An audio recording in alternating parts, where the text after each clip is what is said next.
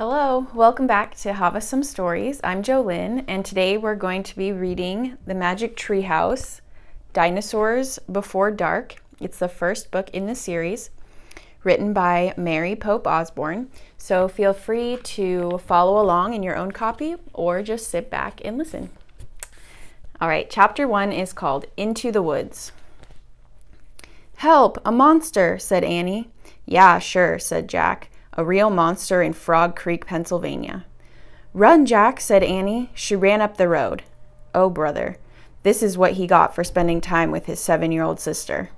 Annie loved pretend stuff, but Jack was 8.5. He liked real things. "Watch out, Jack. The monster's coming. Race you." "No thanks," said Jack. Annie raced alone into the woods. Jack looked at the sky. The sun was about to set. "Come on, Annie, it's time to go home." But Annie had disappeared. Jack waited. No Annie. "Annie," he shouted again. "Jack, Jack, come here." Jack groaned. "This better be good," he said. Jack left the road and headed into the woods. The trees were lit with a golden late afternoon light. "Come here," called Annie. There she was, standing under a tall oak tree. "Look," she said. She was pointing at a rope ladder. The longest rope ladder Jack had ever seen. "Wow," he whispered. The ladder went all the way up to the top of the tree. There, at the top, was a treehouse. It was tucked between two branches. "That must be the highest treehouse in the world," said Annie. "Who built it?" asked Jack. "I've never seen it before." "I don't know, but I'm going to go up," said Annie. "No, we don't know who it belongs to," said Jack. "Just for a teeny minute," said Annie. She started up the ladder. "Annie, come back." She kept climbing. Jack sighed. "Annie, it's almost dark. We have to go home." Annie disappeared inside the treehouse. "Annie!" Jack waited a moment. He was about to call again when Annie poked her head out of the treehouse window. "Books!" she shouted. "What?" "It's filled with books." Oh man, Jack loved books. He pushed his glasses into place. He gripped the sides of the rope ladder, and up he went. Chapter 2, The Monster. Jack crawled through a hole in the treehouse floor. Wow, the treehouse was filled with books. Books everywhere. Very old books with dusty covers. New books with shiny, bright covers. "Look, you can see far, far away," said Annie. She was peering out the treehouse window. Jack looked out the window with her. Down below were the tops of the other trees. In the distance, he saw the Frog Creek Library, the elementary school, the park. Annie pointed in the other direction. "There's our house," she said. Sure enough, there was their white wooden house with the green porch. Next door was their neighbor's black dog, Henry. He looked very tiny. "Hi, Henry," shouted Annie. "Shush," said Jack. "We're not supposed to be up here." He glanced around the treehouse again. "I wonder who owns all these books," he said. He noticed bookmarks were sticking out of many of them. "I like this one," said Annie. She held up a book with a castle on the cover. "Here's a book about Pennsylvania," said Jack. He turned to the page with the bookmark. "Hey, there's a picture of Frog Creek in here," said Jack. "It's a picture of these woods." "Oh, here's a book for you," said Annie. She held up a book about dinosaurs. A blue silk bookmark was sticking out of it. "Let me see it." Jack set down his backpack and grabbed the book from her. "You look at that one, and I'll look at the one about castles," said Annie. "No, we better not," said Jack. "We don't know who these books belong to." But even as he said this, Jack opened the dinosaur book to where the bookmark was. He couldn't help himself. He turned to a picture of an ancient flying reptile, a pteranodon. He touched the huge bat-like wings. "Wow," whispered Jack. "I wish I could see a pteranodon for real." Jack studied the picture of the odd-looking creature soaring through the sky. "Ah!" screamed Annie. "What?" said Jack. "A monster!" Annie cried. She pointed to the treehouse window. "Stop pretending, Annie," said Jack. "No, really," said Annie. Jack looked out the window. A giant creature was gliding above the treetops. He had a long, weird crest on the back of his head and a skinny beak and huge bat-like wings. It was a real, live pteranodon. The creature curved through the sky. He was coming straight toward the treehouse. He looked like a glider plane. The wind began to blow. The leaves trembled. Suddenly, the creature soared up, high into the sky. Jack nearly fell out the window trying to see it. The wind picked up. It was whistling now. The treehouse started to spin. "What's happening?" cried Jack. "Get down!" shouted Annie. She pulled him back from the window. The treehouse was spinning, faster and faster. Jack squeezed his eyes shut. He held on to Annie. Then everything was still, absolutely still. Jack opened his eyes. Sunlight slanted through the window. There was Annie, the books, his backpack.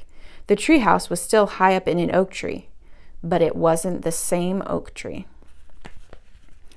Chapter 3. Where is here? Jack looked out the window. He looked down at the picture in the book. He looked back out the window. The world outside and the world in the picture, they were exactly the same.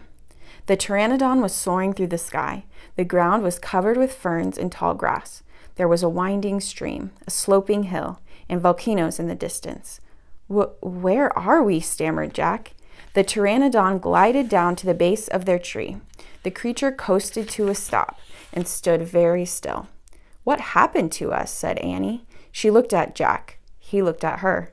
"I don't know," said Jack. "I was looking at the picture in the book, and you said, 'Wow, I wish I could see a pteranodon for real,'" said Annie. "Yeah, and then we saw one in the Frog Creek woods," said Jack. "Yeah, and then the wind got loud and the treehouse started spinning," said Annie. "And we landed here," said Jack. "And we landed here," said Annie. "So that means," said Jack. "So that means what?" said Annie. "Nothing," said Jack. He shook his head. "None of this can be real." Annie looked out the window again. "But he's real," she said. "He's very real." Jack looked out the window with her.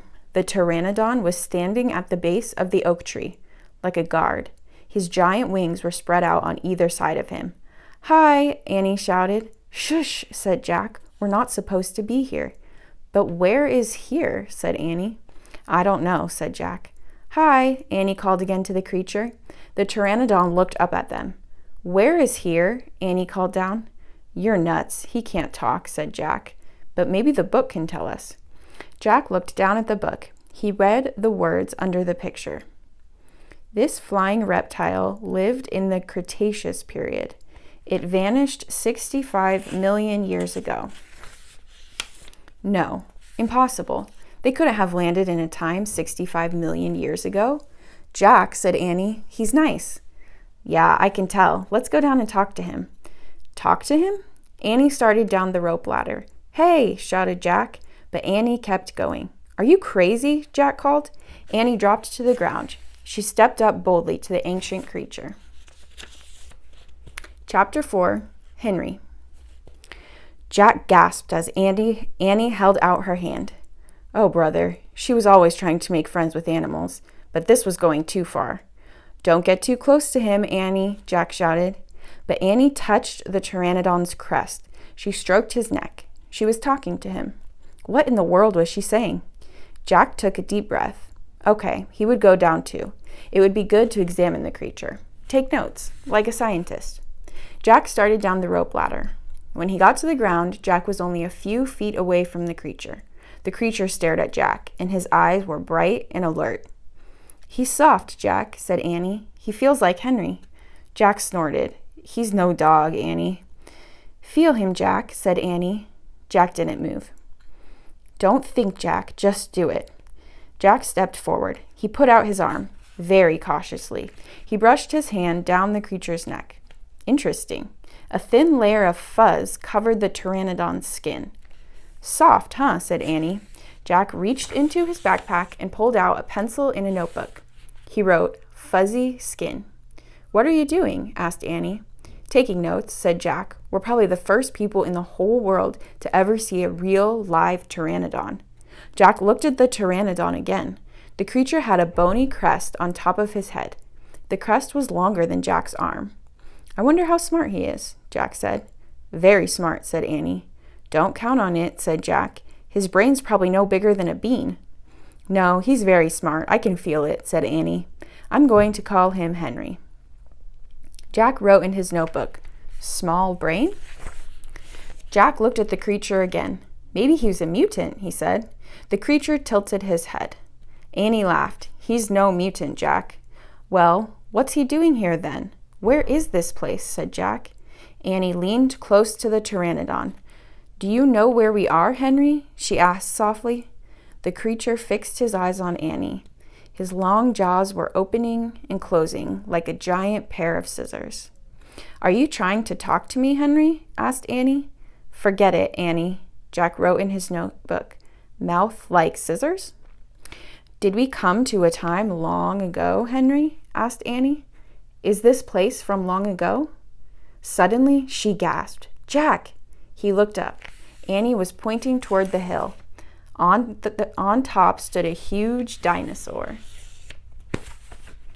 Chapter 5. Gold in the Grass. Go, go, said Jack. He threw his notebook into his pack. He pushed Annie toward the rope ladder. Bye, Henry, she said.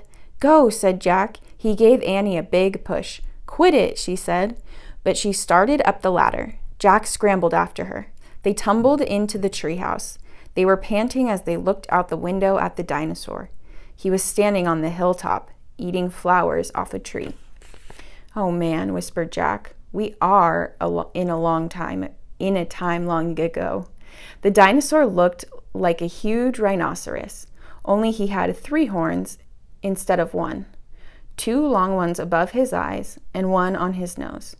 He had a big shield-like thing behind his head. Triceratops, said Jack. Does he eat people? Whispered Annie. I'll look it up. Jack grabbed the dinosaur book. He flipped through the pages. There, he said. He pointed to a picture of a triceratops. He read the caption. The Triceratops lived in the late Cretaceous period. This plant-eating dinosaur weighed over 12,000 pounds.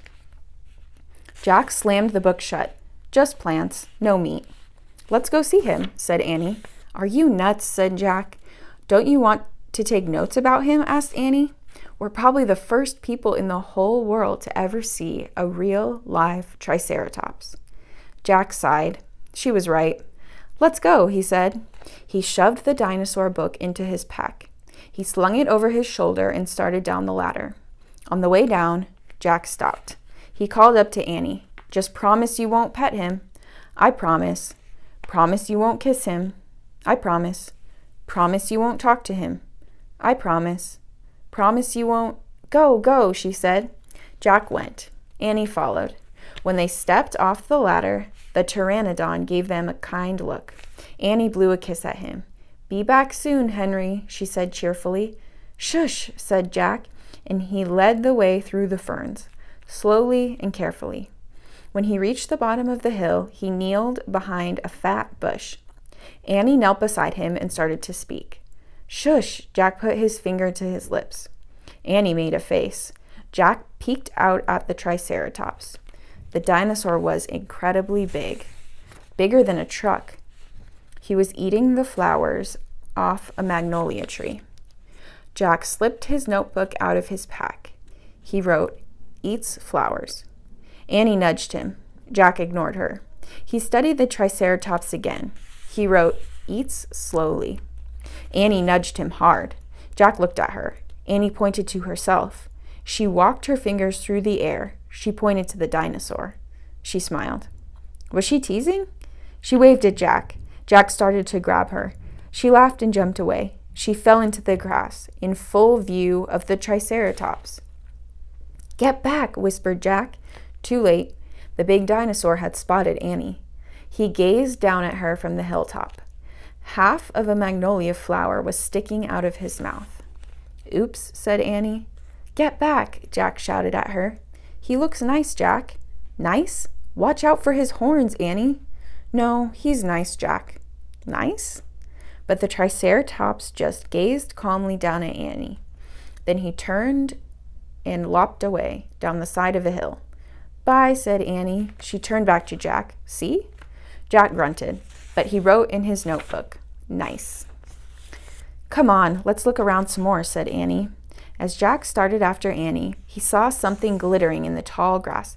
He reached out and picked it up. A medallion, a gold medallion. A letter was engraved on the medallion, a fancy M. "Oh man, someone came here before us," Jack said softly. Chapter 6, Dinosaur Valley. "Annie, look at this," Jack called. "Look what I found." Annie had gone up to the hilltop. She was busy picking a flower from the magnolia tree. "Annie, look, a medallion." But Annie wasn't paying attention to Jack. She was staring at something on the other side of the hill. "Oh, wow," she said. "Annie!" Clutching her magnolia flower, she took off down the hill. "Annie, come back," Jack shouted. But Annie had disappeared. "I'm going to kill her," Jack muttered.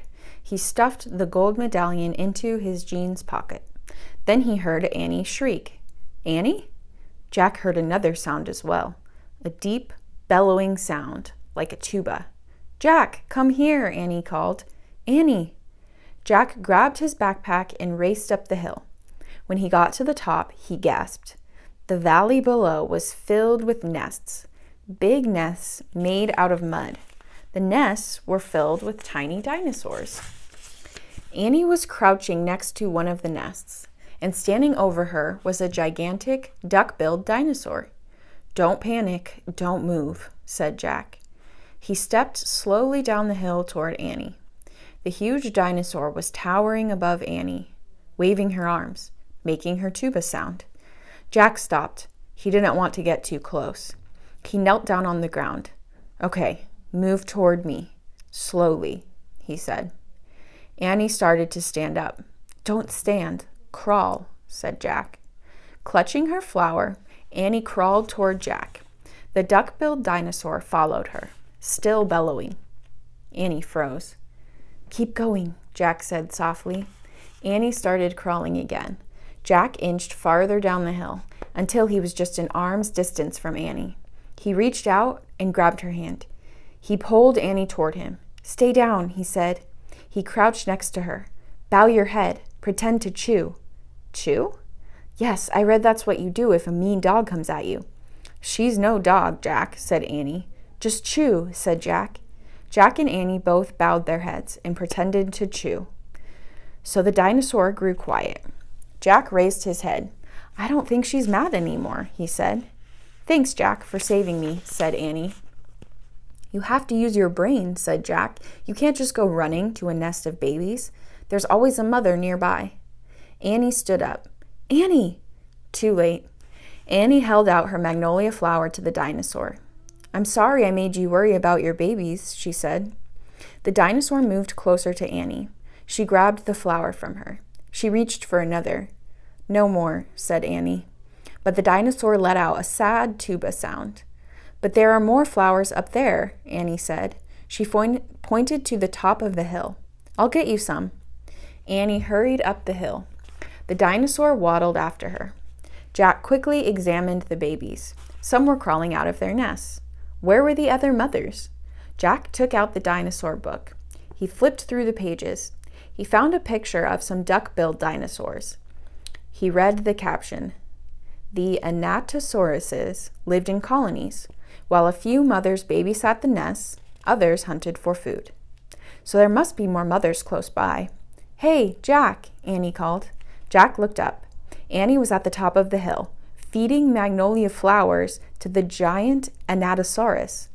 "She's nice too, Jack," Annie said. But suddenly, the Anatosaurus made her terrible tuba sound. Annie crouched down and started to chew. The dinosaur barged down the hill. She seemed afraid of something. Jack put the book down on top of his pack. He hurried up to Annie. "I wonder why she ran away," said Annie. "We were starting to be friends." Jack looked around. What he saw in the distance almost made him throw up. An enormous, ugly monster was coming across the plain. He was walking on two big legs and swinging a long, thick tail and dangling two tiny arms. He had a huge head, and his jaws were wide open. Even from far away, Jack could see his long, gleaming teeth. "Tyrannosaurus Rex," whispered Jack. Chapter 7. Ready, Set, Go. "Run, Annie, run!" cried Jack. "To the treehouse!" They dashed down the hill together. through the tall grass, through the ferns, past the pteranodon, and right to the rope ladder. They scrambled up. Seconds later, they tumbled into the treehouse. Annie leaped to the window. "He's going away," she said, panting. Jack pushed his glasses into place. He looked through the window with her. The Tyrannosaurus was wandering off, but then the monster stopped and turned around. "Duck," said Jack. The two of them hunched down. After a long moment, they raised their heads. They peeked out again. "Coast clear," said Jack. "Yay," whispered Annie. We have to get out of here," said Jack. "You made a wish before," said Annie. "I wish we could go back to Frog Creek," said Jack. Nothing happened. Wait, you were looking at the picture in the dinosaur book, remember?" "The dinosaur book." Jack groaned. "Oh no, I left the book and my pack on the hill. I have to go back." "Oh, forget it," said Annie. "I can't," said Jack. "The book doesn't belong to us. Plus, my notebook's in my pack, with all my notes." "Hurry," said Annie. Jack hurried down the rope ladder. He leaped to the ground. He raced past the pteranodon, through the ferns, through the tall grass, and up the hill. He looked down. There was his pack, lying on the ground. On top of it was the dinosaur book. But now, the valley below was filled with anatosauruses, all standing guard around the nests. Where had they been before? Did the fear of the Tyrannosaurus send them home? Jack took a deep breath. Ready, set, go. He charged down the hill. He leaped to his backpack. He scooped it up. He grabbed the dinosaur book. A terrible tuba sound. Another. All the anatosauruses were bellowing at him. Jack took off. He raced up to the hilltop. He started down the hill. He stopped. The Tyrannosaurus Rex was back, and he was standing between Jack and the treehouse. Chapter 8. A Giant Shadow. Jack jumped behind the magnolia tree. His heart was beating so fast he could hardly think. He peeked out at the giant monster. The horrible-looking creature was opening and closing his huge jaws. His teeth were as big as steak knives. Don't panic. Think. Jack peered down at the valley. Good. The duck-billed dinosaurs were sticking close to their nests. Jack looked back at the Tyrannosaurus. Good. The monster still didn't seem to know he was there. Don't panic. Think. Maybe there's information in the book. Jack opened the dinosaur book. He found Tyrannosaurus Rex. He read, Tyrannosaurus Rex was the largest meat-eating land animal of all time. If it were alive today, it would eat a human in one bite. Great. The book was no help at all. Okay, he couldn't hide on the other side of the hill. The anatosauruses might stampede. Okay, he couldn't run to the treehouse. The Tyrannosaurus might run faster. Okay, maybe he should just wait. Wait for the monster to leave. Jack peeked around the tree. The Tyrannosaurus had wandered closer to the hill. Something caught Jack's eye. Annie was coming down the rope ladder. Was she nuts? What was she doing? Jack watched Annie hop off the ladder. She went straight to the pteranodon. She was talking to him. She was flapping her arms. She pointed at Jack, at the sky, at the treehouse. She was nuts. Go back up the tree, Jack whispered. Go. Suddenly, Jack heard a roar. The Tyrannosaurus Rex was looking in his direction. Jack hit the ground. The Tyrannosaurus Rex was coming toward the hill. Jack felt the ground shaking. Should he run? Crawl back into Dinosaur Valley? Climb the magnolia tree?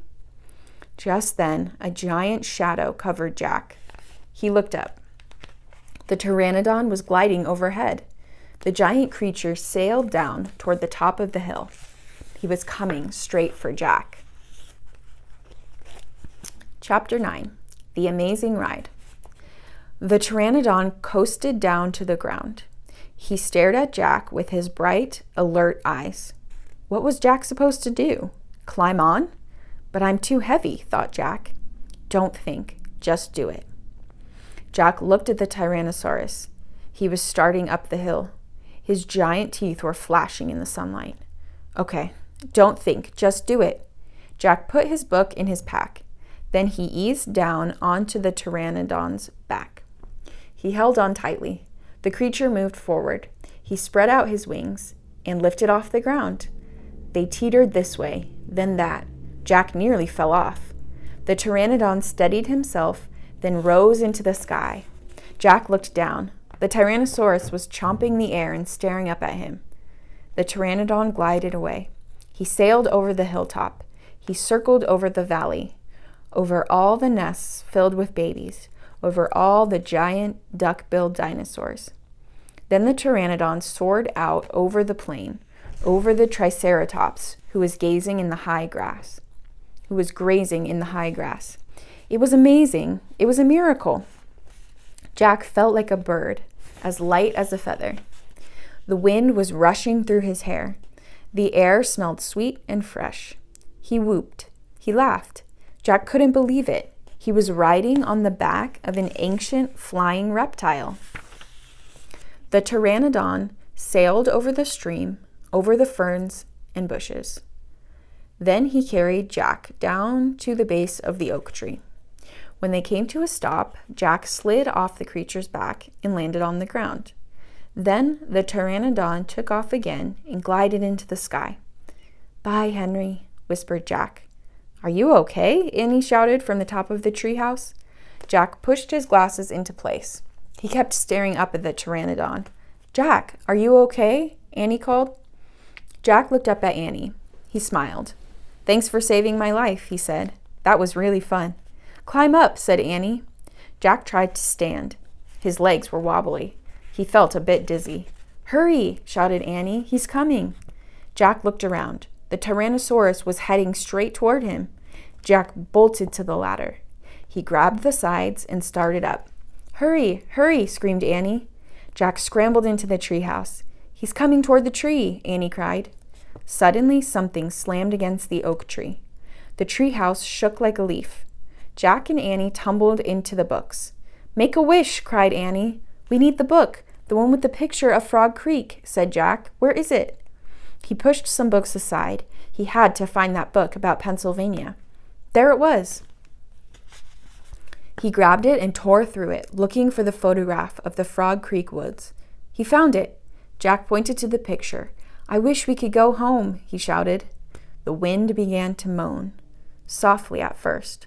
"Hurry," Jack yelled. The wind picked up. It was whistling now. The treehouse started to spin. It spun faster and faster. Jack closed his eyes. He held on tightly to Annie. Then everything was still.